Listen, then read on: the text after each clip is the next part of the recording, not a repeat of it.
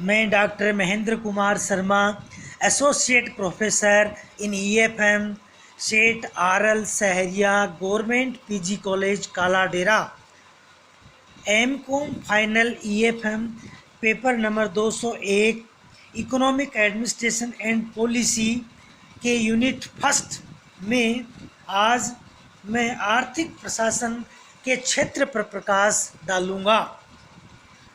आर्थिक प्रशासन एक नई अध्ययन परंपरा है। इसके अध्ययन का क्षेत्र और सीमाएं आर्थिक समस्याओं और नीतियों से निर्धारित होती है। अतः आर्थिक प्रशासन क्षेत्र को दो भागों में बांटा जा सकता है। फर्स्ट है समस्याओं का अध्ययन, सेकंड है नीतियों का अध्ययन। सर्वप्रथम हम फर्स्ट समस्याओं के अध्ययन पर प्रकाश डालते हैं। आर्थिक प्रशासन का मुख्य उद्देश्य आर्थिक समस्याओं का समाधान करना होता है। इसका अर्थ यह है कि आर्थिक क्षेत्र की जितनी समस्याएं हैं उनकी ठीक प्रकार जानकारी कर उन्हें सुलझाने का प्रयत्न किया जाता है। ये समस्याएं समय समय पर जटिल होती रहती हैं और कभी कभी सरल भी हो जाती हैं। प्रशासन द्वारा समय तथा परिस्थिति के अनुसार इन समस्याओं से निपटने की चेष्टा की जाती है। इन समस्याओं में मुख्य निम्नलिखित हैं: उत्पादन, उपभोग, विनिमय,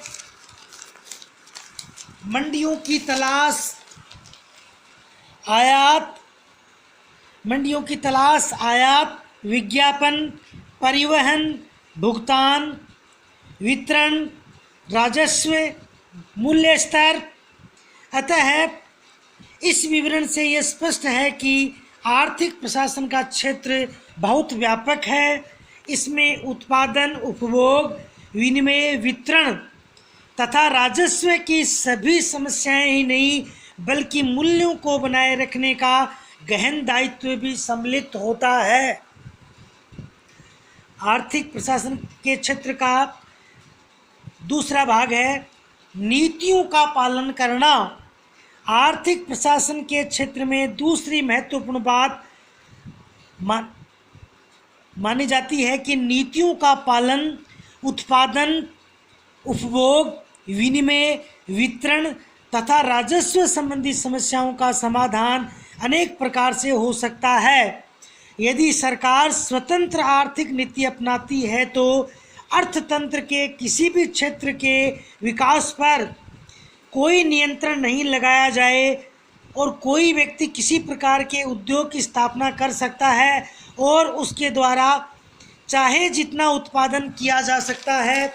इसी प्रकार उपभोग, विनिमय तथा वितरण पर भी कोई बंधन या नियंत्रण नहीं लगाया जाता।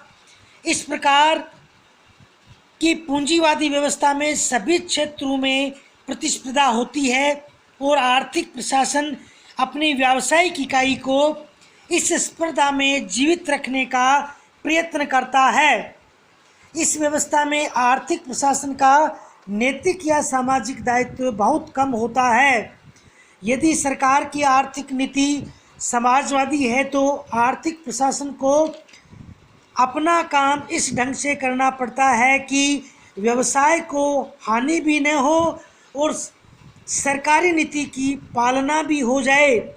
इस नीति में प्राय मूल्यों को कुछ कम रखना पड़ता है, मजदूरी की दरें उचित स्तर पर रखनी पड़ती हैं और अपने लाभ के साथ साथ समाज के हित का भी ध्यान रखना पड़ता है। अतः समाजवादी नीति में प्राय आर्थिक प्रशासन का दायित्व बहुत बढ़ जाता है।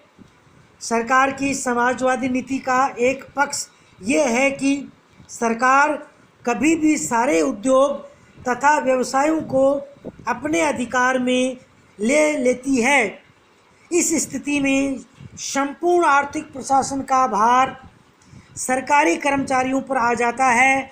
सरकारी कर्मचारियों पर सरकारी नीति के पालन का पूरा भार आ जाता है और उसकी सफलता या असफलता का पूरा उत्तरदायित्व उन पर ही आ जाता है।